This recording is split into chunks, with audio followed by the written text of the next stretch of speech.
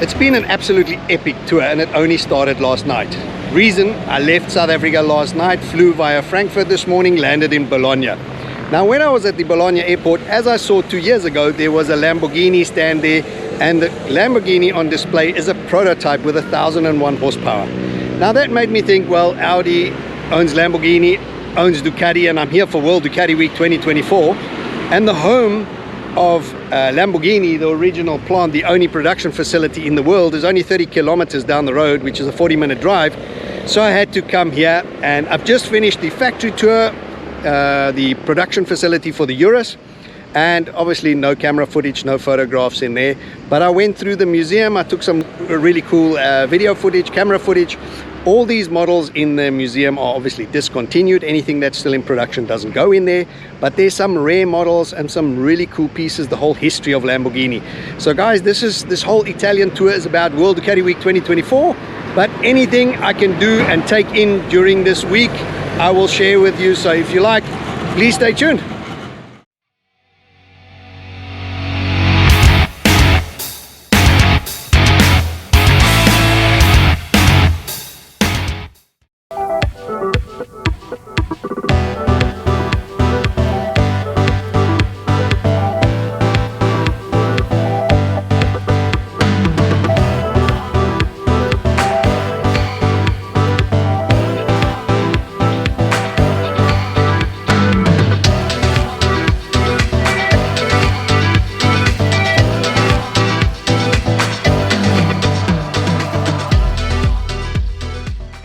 Here I'm at the Bologna airport, and just like I saw 2 years ago, there is a Lamborghini stand, and here is a stunning Lamborghini, and I didn't know what this model was, so I had to have a look closer, and that's when I actually saw on that plaque on the left hand side that this is a pre-production model. It's a Rivuelto, if I'm saying it correctly. Absolutely exquisite, stunning piece. A 6.5 liter V12 with lithium ion battery pouch cells. So a hybrid 8-speed gearbox, 0 to 100 in 2.5 seconds, 1001 brake horsepower. As mentioned, it's not yet on the market and for sale. It's a pre-production, and it's going through all its accreditation and tests. But what a stunning, sleek machine. Absolutely stunning, love it. And this is where I got the idea.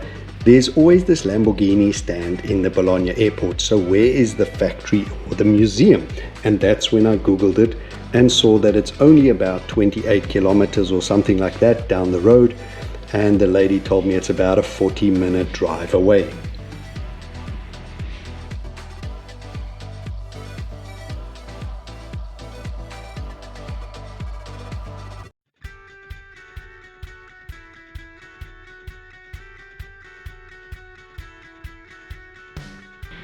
So here, as I took a drive out, this is the original site where Lamborghini cars started, and it is still the only plant in the world today.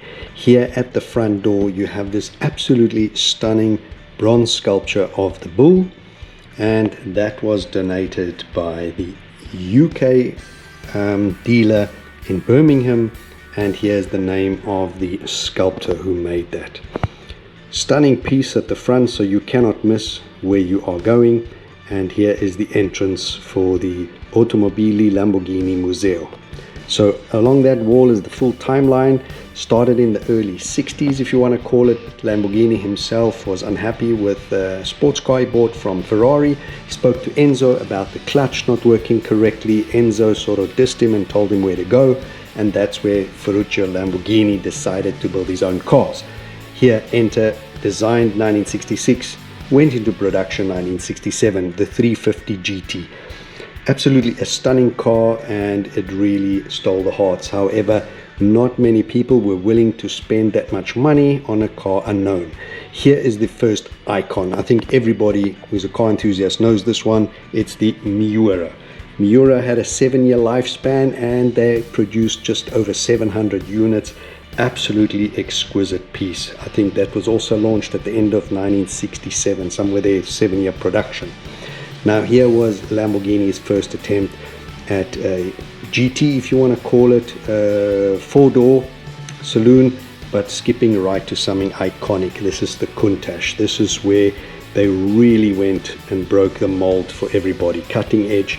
That was launched in 1971 and had nearly a 20-year production run, and that came with the iconic scissor doors. Now this is an absolute icon, and all these cars down here come from the first production run right at the beginning when they were launched. Now have a look at this motor. This is a V12. It is 60 degrees, 4 liters, 2 valves per cylinder. Maximum horsepower is 350 horsepower at 7,000 RPM, 389 Newton meters at 5,500 RPM, and it is carbureted. Now that's how far technology's come. If you go upstairs, you will see the later version of that motor, and I will do the comparison of the stats. But what a big block of metal for back in the day, but always the V12s for Lamborghinis. There are sculptures all over the place, from all over the world, from enthusiasts, and this is another very interesting car. Yes, it is a Lamborghini, also has the V12. It was actually their very first attempt as an SUV. It's not the Urus as you might think, but this is the LM002. I think it was designed to be used in some war, however not very successful, also not successful. Here you see LM002 because it was a serious gas guzzler.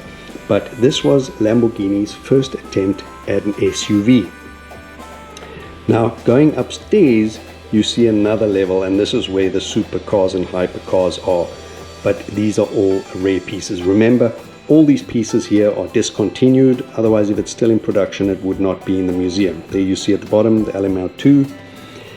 There is a race car, obviously very proud race pedigree in the GT and sports cars, and this particular car is the winner, 3-time winner of the Daytona 24 hours, and they were winners in 2018, 2019 and 2020, so 3 consecutive years. Now starting off on this side, you have the Diablo SV, super cool, also very iconic, and these are all, as mentioned, discontinued and all from the first runs of the for example, Diablo SV. Here this orange one is a Murcielago, and I've always loved the bright colors of Lamborghini. Not only are they bold in the design and the cutting edge of the shapes, but also when it comes to colors. The silver one is a Galargo.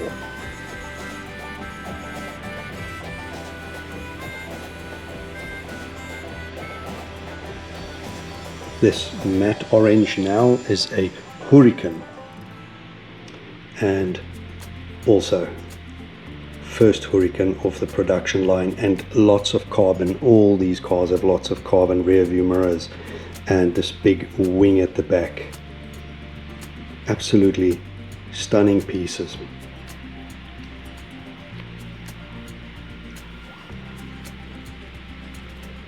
And this is a matte green and Aventador SP, and I mean, as you can see all these colors, you must know when I did the factory tour and went into the factory and you see the car park, and there's the blues and the matte and the purples and the Uruses and all these cars. I mean, it's heaven, absolutely exquisite stuff. Here you can see full carbon wings and super aggressive. These look like fighter planes, not cars.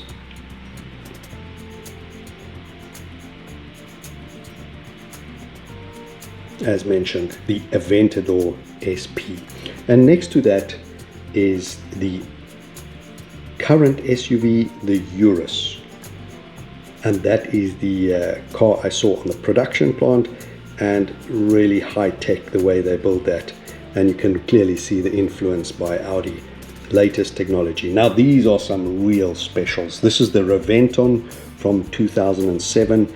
These are all really collector's pieces and produced in limited numbers. So 2007 starting here. Next to that is something absolutely wild. 2010, the Elemento. This is all about composite materials. Have a look at that, matte carbon, the whole body, And if you look inside, even look at that fuel filler, look at these seats, really minimalistic. Look at that, hardly a dash to speak of. Now this car is all about masterpiece of engineering and lightness, the Elemento. And if you look at it from the side, it's quite a bit shorter than any of the other Lambo cars in this row, but what a wild piece. The next thing also looks like it belongs in the air as a plane. That's the Veneno from 2014. Now this is pretty much a research platform for aerodynamics. I mean, if you look at the aero kit, the openings for the radiators, the whole top section and the rear wing integration, even the blades on the wheels and everything, it's absolutely wild.